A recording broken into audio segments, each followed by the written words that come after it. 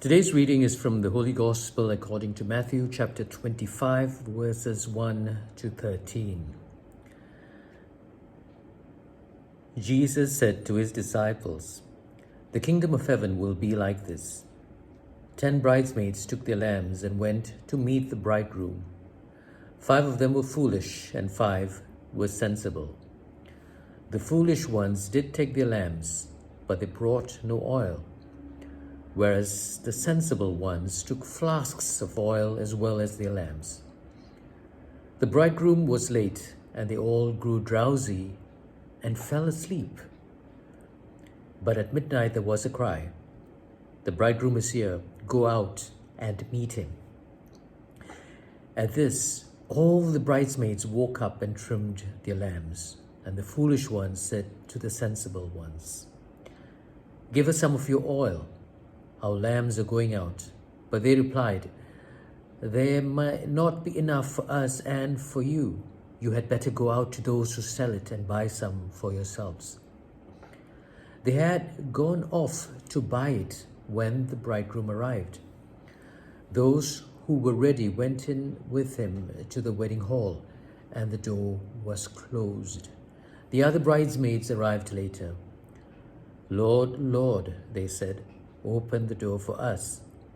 But he replied, 'I tell you solemnly, I do not know you, so stay awake, because you do not know either the day or the hour.'" The Gospel of the Lord.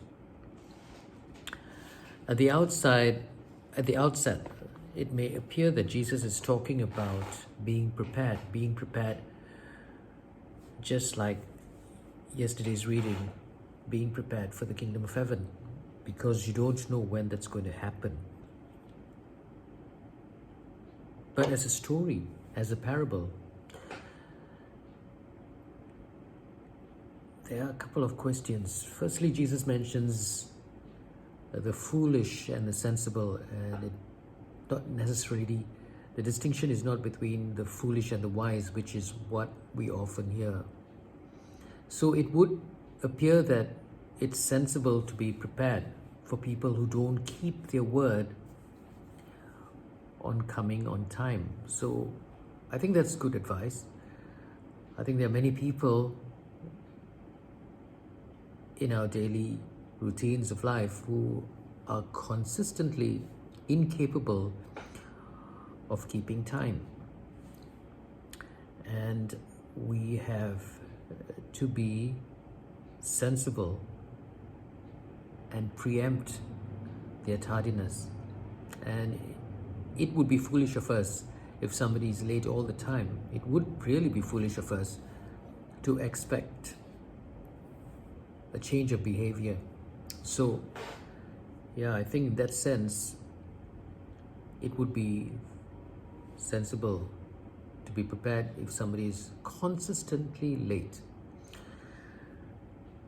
But I think the other reason why these bridesmaids were foolish is because if the bridegroom is consistently late, then why would you want to be associated with this type of character? It would appear that those who are in an office of importance, the normal behavior for somebody of importance is to come late, as you would observe of the politicians or anybody who's important coming to a function. The last person is the most important. Like, even if you go to a wedding, the bridegroom is always waiting for the bride. The bride arrives last and she makes a grand entrance. So coming in late has a perception of importance. It is the packaging of being important. It is the role of being important. But that doesn't make the bridegroom important. It is just a role. So I think the other lesson in this parable is that We have to peel through the layers of perceived importance. Sometimes the packaging of importance may not be what's inside, may not be as valuable as the packaging. So I think the other reason these bridesmaids were foolish is to go in and ask to enter the banquet, when to me maybe the bridegroom was not worth waiting and asking to be let in to the banquet. Maybe it was not worth it. I think the word is very important. If you say you're going to be on time, then you have to be on time. That's the basis of why Jesus came on earth. It says the Word was God and the Word came on this earth, or something like that. So the word is important, and if you're going to say, or if you're going to say you're going to do something, then you have to do it. I think that's a kind of a running theme in the Bible. So for me, and another way of looking at this whole paragraph is to peel through the packaging.